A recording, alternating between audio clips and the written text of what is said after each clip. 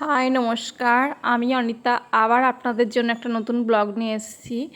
আমরা আজকে যাচ্ছি পুরী যাচ্ছি, যেহেতু ভুবনেশ্বর থাকি। ভুবনেশ্বর থেকে আমরা বাস ধরে পুরী যাব। তো আমাদের ওই যেতে টাইম লাগবে, প্রায় 1-1.5 ঘন্টা মতো লাগবে। তো চলো যাওয়া যাক, পুরী ঘুরতে যাই এখান থেকে। हम लोगों को बस मिल चुका है।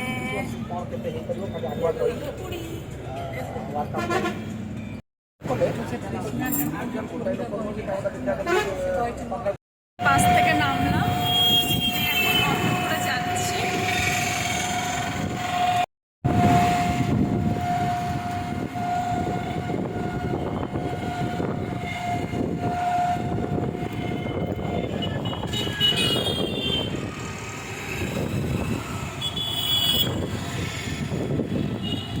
আমাদের বাসে ভাড়া নিয়েছিল 100 টাকা, আর প্রায় আসতে 1 ঘন্টা 40 মিনিট মতো লেগেছে টাইম। এবার আমরা ওই এখানে যে পুরীর বাস স্ট্যান্ড আছে, সেই বাস স্ট্যান্ডে নেমেছি। নেমে প্রথমে একটা হচ্ছে টোটো করেছি। টোটো পুরো মন্দির পর্যন্ত যাবে না, ভাগ ভাগ করে নামিয়ে দিল। তারপরে আমরা আবার এই রিক্সায় উঠলাম। এখান থেকে আবার রিক্সা ধরে যাচ্ছি। আমাদের যেখানে টোটো থেকে নামিয়ে দিয়েছে, ওখান থেকে হেঁটেই আসা যায়। কিন্তু আমি কোনো দিন এইভাবে আসিনি। আগে ফ্যামিলির সঙ্গে এসেছি, পুরী স্টেশনে নেমেছি। নেমে হোটেল বুক করে থাকা হয়েছে সবাই মিলে। তারপরে বাড়ির সবার সঙ্গে ঘোরাটোরা হয়েছে এইভাবে। কিন্তু এবার আবার একটু আলাদা রকম ঘুরছি। আমরা দুজনে যেহেতু এসেছি, তো আমি জেনে আসলাম যে কখন বাস, আবার ফেরার বাস আছে। তো তখন রাত 8টা পর্যন্ত নাকি আমাদের ফেরার বাস আছে। তা আমাদের ওই হাতে রাত 8টা পর্যন্ত সময় আছে। আমরা পুরীর মন্দিরে ঘুরবো, আবার ইচ্ছা আছে একটু সমুদ্রের ধারেও যাব। তো চলুন বন্ধুরা, একটু ঘুরে নেওয়া যাক। আর যদি ভাগ্য ভালো থাকে, জগন্নাথ দর্শন হবে। কারণ এখানে এসে অনেক গুণীগানী ব্যক্তিরাও মানে ঠাকুর দর্শন করতে পারেনি। আমি শুনেছি একবার একজন এসছে নাকি 4বার এসছে, 4বারেও ঠাকুর দর্শন করতে পারিনি। মানে এরকম একটা ব্যাপার। তাই ঈশ্বরের যদি আমাদের কৃপা থাকে, তাহলে আমরা ঠাকুর দর্শন করতে পারবো, ভিতরে যেতে পারবো। তো চলুন বন্ধুরা, দেখি আমাদের কৃপা আছে নাকি। লাইভ করে আমরা পুজো দেওয়া হয়ে গেছে। তো আজকে বুধবার ঠাকুরের ড্রেস চেঞ্জ করা হয়, সেভিং ডে আজকে। তো তার জন্য বিকালে 5টা থেকে মন্দির বন্ধ থাকবে। আমাদের ভাগ্যটা খুবই ভালো, ঠাকুরকে দর্শন করতে পেরেছি। তো এবার ঘুরবো সাইডগুলো। তারপরে এই যে রথ দেখা যাচ্ছে। এবার একটু সাইডগুলো ঘুরবো। আকাশে মেঘ করেছে দেখছি, বেশ ভালো লাগছে।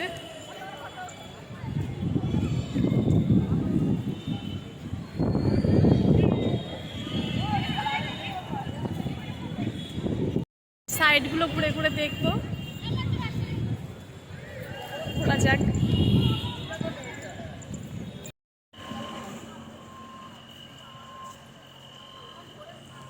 রোজ নিয়ম করে পুরীর মন্দিরের পতাকা পাল্টানো হয় ঠিক 5টার সময়। প্রত্যেক দিন 5টায় এই 214 ফুট উঁচু মন্দিরের চূড়ায় উঠে পতাকা পাল্টানো হয়। এটা দেখে আমি অবাক হয়ে যাচ্ছি। তারপরে পুরীর মন্দির তো সেই কত বছর আগে প্রতিষ্ঠিত হয়েছে।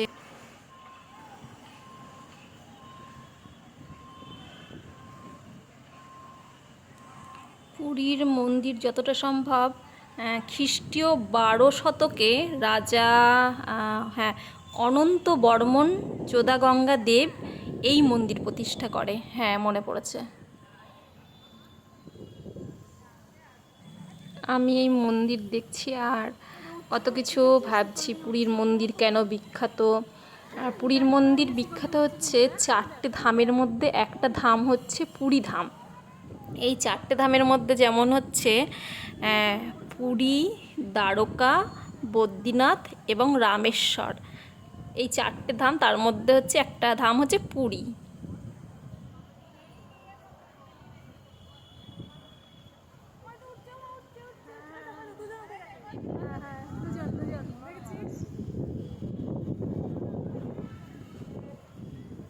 কি আশ্চর্য, পুরীর এই মন্দির আজও অক্ষত রয়েছে। প্রায় 18বার আক্রমণ করা হয়েছে, লুণ্ঠন করা হয়েছে এই পুরীর মন্দিরের উপর। 1568 সালে বাংলার কররানী রাজা সুলাইমান খান কররানীর সেনাপতি কালাপাহাড় পুরীর জগন্নাথ মন্দির আক্রমণ করেন। সেই সময় 1568 থেকে 1577 সাল পর্যন্ত মোট 9 বছর বন্ধ ছিল রথযাত্রা।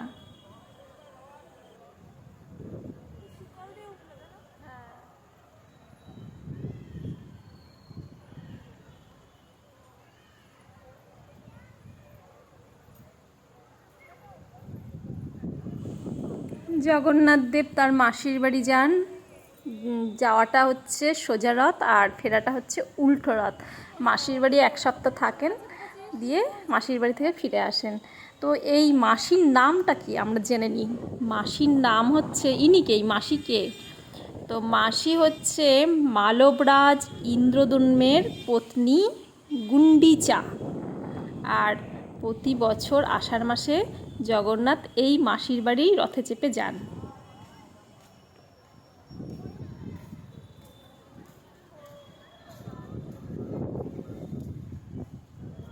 কি সুন্দর ব্যাপার বলো তো, আমাদের যেমন মা বাবা ভাই বোন মাসি পিসি সবাই আছে, ঠিক ভগবানেরও বাবা মা ভাই বোন মাসি পিসি সবাই আছেন। তো আমরা হচ্ছে দেখেছি হচ্ছে পুরীর মন্দিরে বলরাম সুভদ্রা তারপরে জগন্নাথ তিনজনকে একসঙ্গে বসিয়ে পূজা করা হয়। তো এই হচ্ছে জগন্নাথের পিতার নাম আমরা জেনে নিই। শ্রীকৃষ্ণ বা জগন্নাথের অপর নাম হচ্ছে নীলমাধব, আর নীলমাধব তার পিতার নাম হচ্ছে পুরন্দর মিশ্র। তার মানে জগন্নাথের পিতার নাম হচ্ছে পুরন্দর মিশ্র।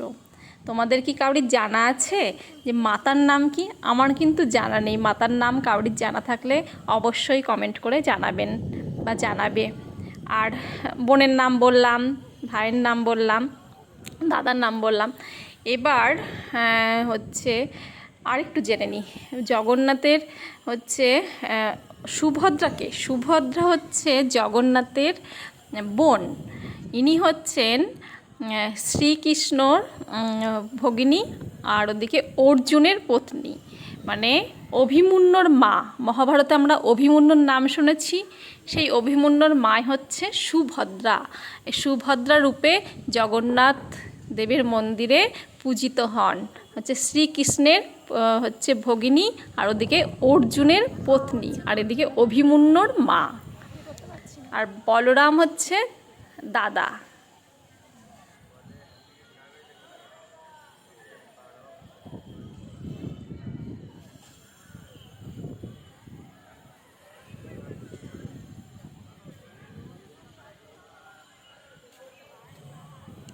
আমরা অনেকেই জানি জগন্নাথ দেবের স্ত্রী হচ্ছেন মহালক্ষ্মী।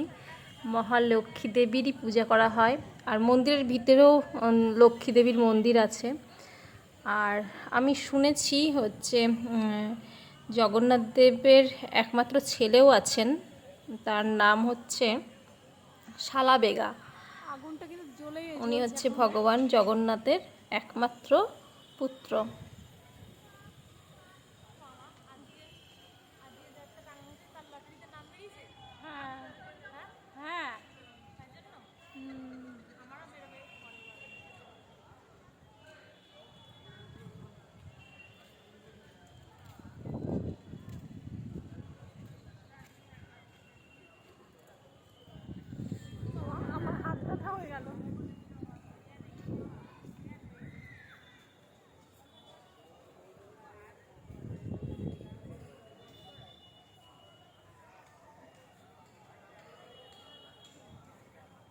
ভেতরে আছি, আমি ভেতরে আছি।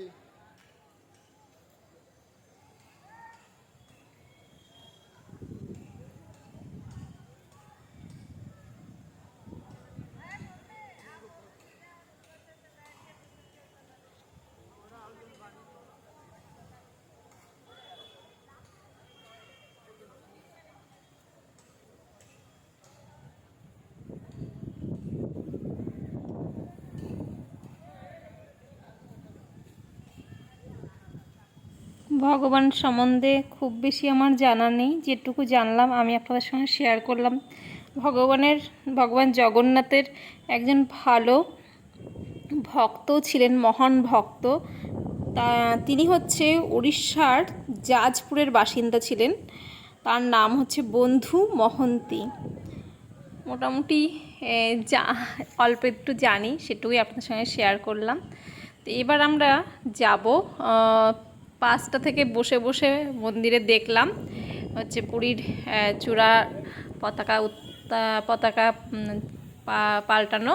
তো এবার কিছুক্ষণ বসে আমরা চলে যাব সমুদ্রের ধারে, কারণ ফিরবো আজকেই, যেহেতু ফিরবো রাত 8টায় আমাদের বাস রয়েছে। তো বেশিক্ষণ আর এখানে থাকবো না, শুধুমাত্র বসে আছি এই পতাকা চেঞ্জটা দেখবো বলে। খুব ভালোভাবে ক্যামেরাটা করতেও পারছি না, অনেকক্ষণ ধরে ধরেছিলাম, হাতটা ভীষণ ব্যথা হয়ে গেছে, আর খুব কষ্ট করে এই চূড়ার ভিডিওটা নেওয়ার চেষ্টা করেছি। বন্ধুরা, কোনো ভুল ত্রুটি হলে ক্ষমার দৃষ্টিতে দেখবেন।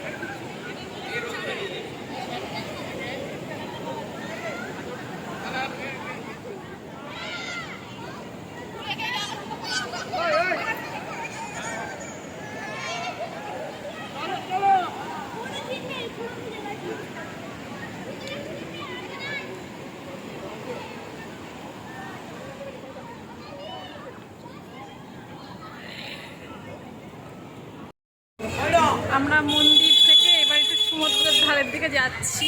খুব ভালো লাগলো, সত্যি শান্তি পেলাম আজকে ঠাকুর দর্শন করে। বাজারের মধ্যে দিয়ে হেঁটে হেঁটে যাচ্ছি। চলুন যাওয়া যাক সমুদ্রের ধারে।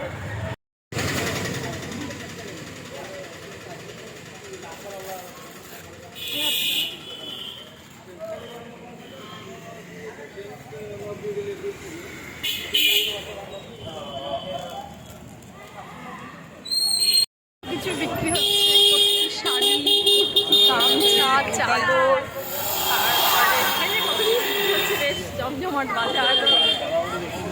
হাঁটতে হাঁটতে এখন যাচ্ছি সমুদ্রের ধারে, আর এই দোকান টোকান দেখতে দেখতে যাচ্ছি।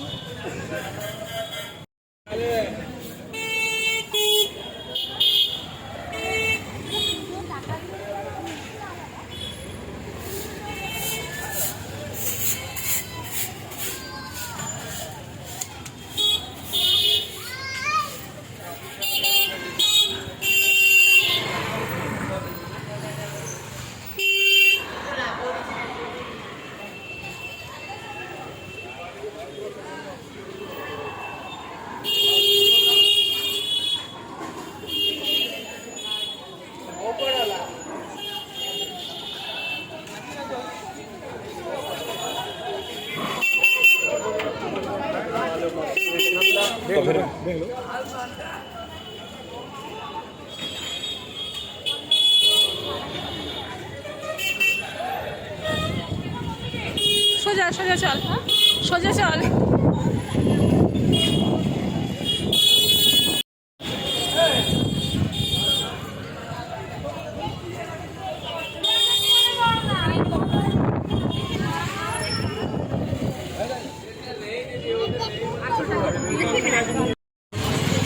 এখান দিয়ে যাচ্ছি, খাজার গন্ধ একদম মোমো করছে, সিঙ্গারা বিক্রি হচ্ছে, কত সুন্দর। এই যে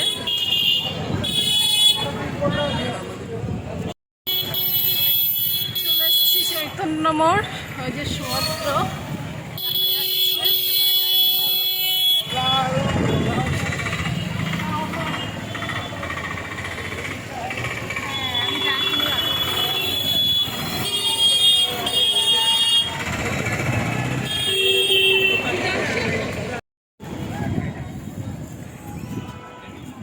চলে আসলাম দেখতে দেখতে। এবার কত পুরীর এই যে থালা ঘটি বাটি, এগুলো বেশ দেখতে ভালো লাগে। চলো সমুদ্রের ধারে।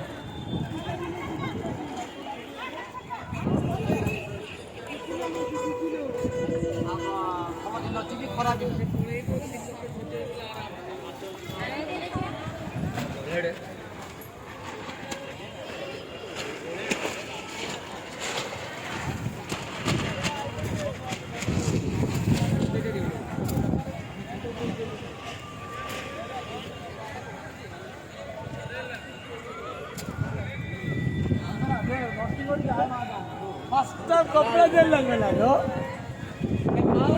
কপড়া দিয়ে লাগবে।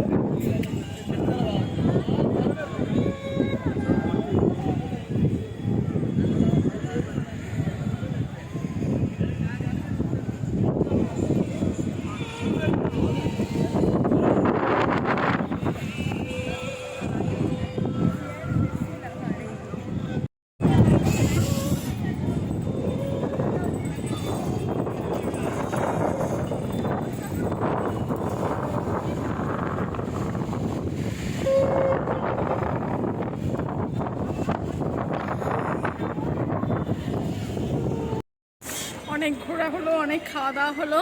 এবার খুব খারাপ অবস্থা আমার, সেই সকালবেলা বেরিয়েছি, তো এবার ফিরবো। বাই বাই, নেক্সট ভিডিও আবার দেখা হচ্ছে, টাটা।